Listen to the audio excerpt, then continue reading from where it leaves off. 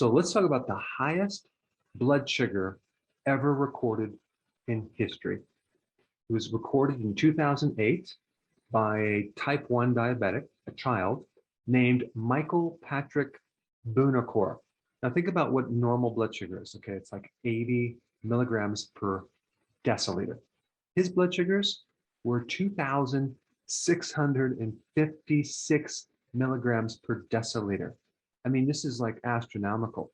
I mean, I've heard people having blood sugars of 300, 400, 500, and 600, but that's when they usually go into a coma.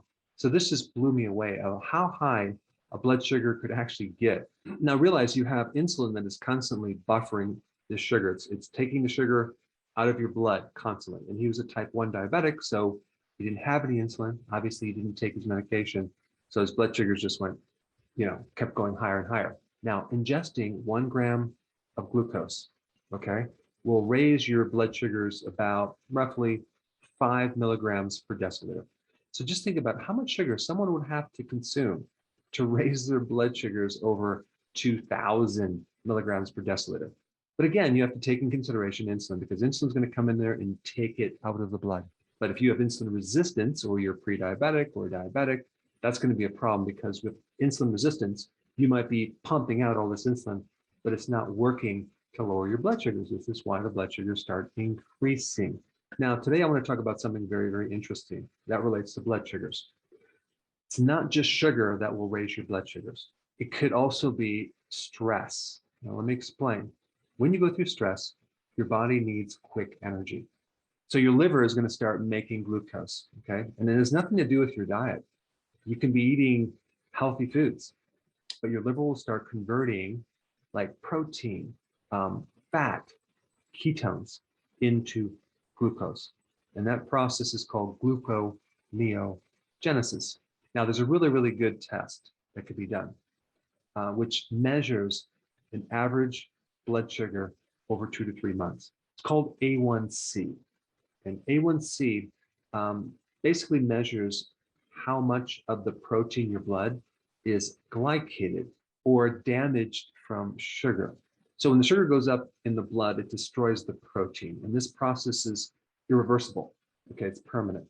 So you have to now wait 2 to 3 months before that red blood cell has been dealt with by the body. So A1C is a really good measurement of the average of your blood sugars over, roughly 3 months. And it's a really good way to determine if someone is cheating on their diet too, because let's say you're doing great through the week and you're checking your blood sugars each day and everything comes out real good, but then on the weekends, you go off the program. Well, with A1C, you're measuring this average for 3 months, so you're going to pick up those times that you cheated. But let's say, for example, you're not cheating and you're not eating sugar and you're eating really good. You're on the keto plan, you're doing intermittent fasting, but your A1C is not coming down. In fact, it's going up. Well, it could be stress, because like I said before, cortisol is another thing that can cause your liver to start producing sugar, even if you're on the ketogenic plan and not eating any sugar. So your body can get sugar from the diet, or it can make it when you're under stress. So unfortunately, when people go through stress, they smoke, they take drugs, they eat poorly, they drink alcohol. And of course, none of these things lower the blood sugar, they just make things worse. So if this is your situation, let's say you cleaned up your diet, but your stress is too high and that is affecting your blood sugars, or you wake up in the morning and your blood sugars are high, despite not eating any sugar, a real simple remedy would be to exercise, okay? One good workout every single day will usually handle this excess amount of sugar that's being produced because of stress. And I'm talking about not just a tiny workout, but at least a half hour to 40 minutes of a workout. Exercise reduces cortisol. Exercise helps your sleep. Exercise also lowers your blood sugars directly because it's burning up that extra sugar in your blood. But also, I want to mention this, if you do physical work around your yard or even in your house, that can even be a better form of exercise, because you're handling a lot of the mental stress, sometimes even more than getting on a treadmill, which you're just, mechanically walking. So depending on the exercise you do, a really big part of this is taking your attention off the mental stress. Now, I want to mention two additional things that are really, really important. If you're sodium deficient, if you don't consume enough salt, that can keep your cortisol going higher. Cortisol does help control sodium. And so this is why when people go through stress, they might crave salty foods. If you are on a salt restricted diet, that could be one reason why your cortisols tend to go higher, and that can also indirectly affect your blood sugar. So I'm just bringing up this point about sodium because a lot of times people don't consider sodium beneficial to helping reduce stress.